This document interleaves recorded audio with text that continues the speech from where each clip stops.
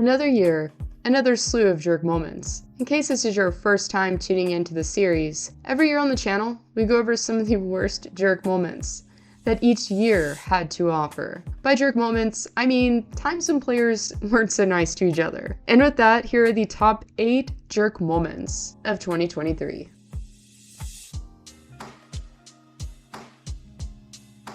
Before this current campaign kicked off, it was widely felt that Patrice Bergeron would be hanging up the skates. However, not a lot of fans, outside of those in Boston anyways, foresaw Brad Marchand being instantly handed the C. Despite this though, Marchand has shown already in this season that once a rat, always a rat. Amid a regular season contest against a divisional rival in Beantown, Boston had managed to hold the lead well into the first period. As the last minute was winding down, Marchand and Timothy Liljegren were pursuing a loose puck along the boards. Unfortunately for the defenseman though, Marchand's stick caused him to lose his balance on his left leg.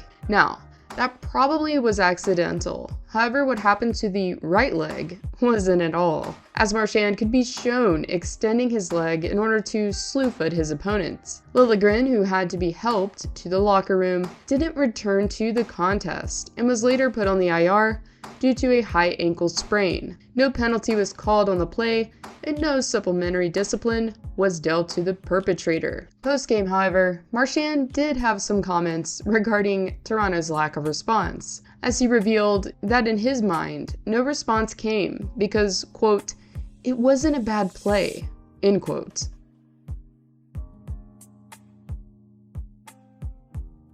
Jordan Bennington definitely is one of the more polarizing figures in the NHL. Either you really like the guy or you despise his antics entirely, as Bennington is notoriously known for letting his emotions get the best of him and lashing out at opponents in results. And things definitely were no different when it came to the netminder's demeanor amid a regular season contest against the Blues' bitter rival, the Minnesota Wild. Well into the second period, during a tied game, Ryan Hartman, who managed to break the tie, apparently angered Bennington by skating into him mid-celly. Well, it's not hard to figure that he was already heated at that point from letting one in. This definitely didn't help things. Anyways, Hartman's celebration with teammates was brutally interrupted by Bennington. However, as the scrum ensued between the two teams, an opportunity was brewing for both netminders in play, as Marc-Andre Fleury took a stab at duking it out with Bennington before getting held back by an official. Due to the outburst that sparked everything, Bennington was ejected from the game immediately after things settled down. Along with in-game discipline, the goaltender was also made to answer to player safety post-game. Bennington was suspended for 2 games due to punching Hartman and was made to forfeit over $64,000 of salary in result.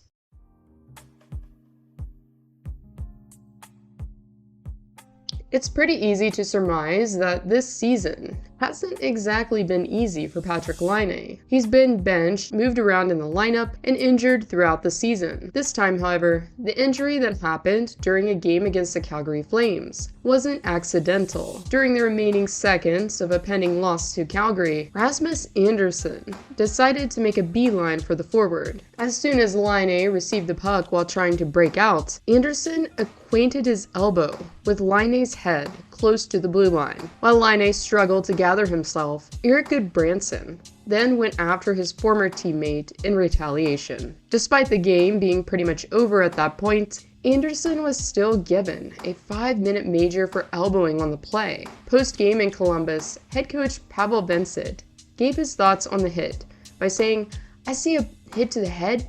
I saw the replay. That's illegal in my book, so we'll let the NHL deal with it," he said. And deal with it they did, as Anderson was dealt a 4-game suspension for charging. Despite the NHLPA's appeal to shorten the sentence on Anderson's behalf, it was upheld by Commissioner Gary Bettman. Laine, who was placed on injury reserve due to an upper body injury, ended up missing 9 games before returning to play on November 11th against Detroit.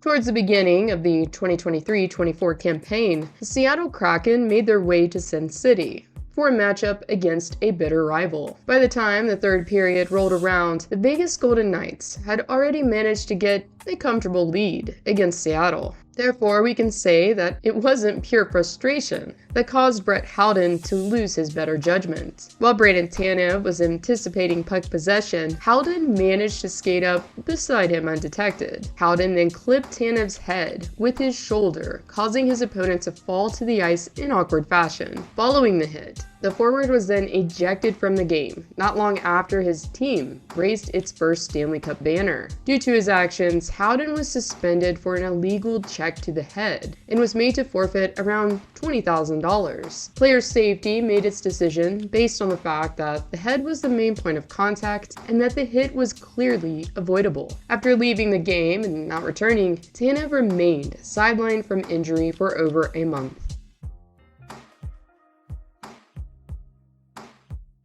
When the news came about that Toronto and Tampa would indeed be matched up again in the first round, it was expected to be a rather scrappy series, due to the fact that both teams have formed a decent rivalry over the years after clashing frequently in the postseason. And Leafs forward Michael Bunting proved spectators correct, that yet indeed these two teams hate each other. Bunting, who has gained the reputation of being a referee's worst nightmare, was able to draw a penalty early on in the opening contest. However, Bunting found himself being on the other side completely when it came to the hit he threw on Erik Cernak. Bunting, who was hanging around near Tampa's net, decided he'd had enough of Cernak shadowing him and decided to acquaint his elbow with the defenseman's head. Cernak, who appeared shaken up on the play, was helped off of the ice by teammates as Bunting awaited his fate.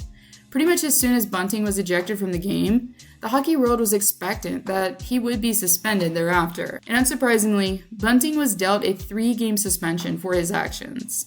For Toronto fans, this almost felt like deja vu.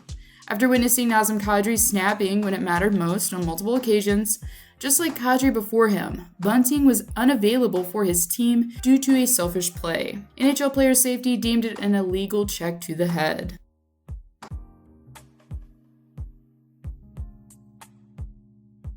During a stoppage in play at MSG, things seemed to heat up between the Rangers and the Los Angeles Kings. As face washes and verbal threats were exchanged between the two teams, something more rare and unsanitary transpired during the tussle. While Drew Doughty approached K'Andre Miller, Miller could be shown spitting on the defenseman thereafter. Once the officials were able to get a good look at what happened, Miller was ejected from the contest for spitting, and it wasn't long after that Miller was also given some supplementary discipline as well, as the defenseman was dealt a 3-game suspension. In result, Miller was also made to forfeit close to $20,000.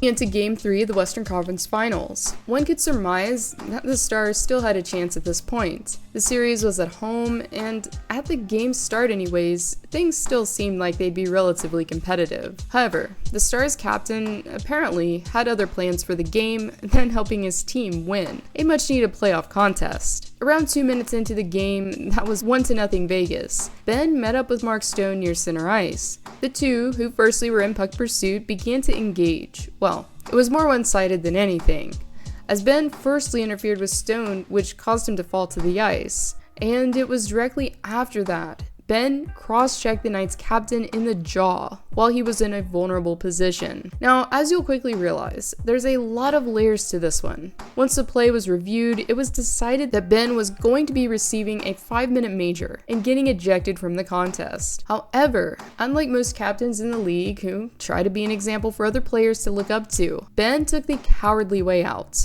Instead of staying behind to answer questions after his team lost to Vegas 4-0, Ben left American Airlines Center entirely and could be shown driving away in his luxury SUV. The media did get to hear his thoughts about the incident, though, on the following day. Obviously, didn't want to take a 5-minute penalty, but when the game happens fast, emotions are high, he says. I would have liked to not fall on him, and I guess use my stick as a landing point. I don't even know how my stick ended up there, he said. Well, anyone with a working brain and eyes can clearly see Ben intentionally using the forceful extension of his arms while he's making direct eye contact with Stone. And as you'd expect, NHL player safety didn't believe a single word of his excuse of an excuse, as Ben was dealt a 2-game suspension for his actions.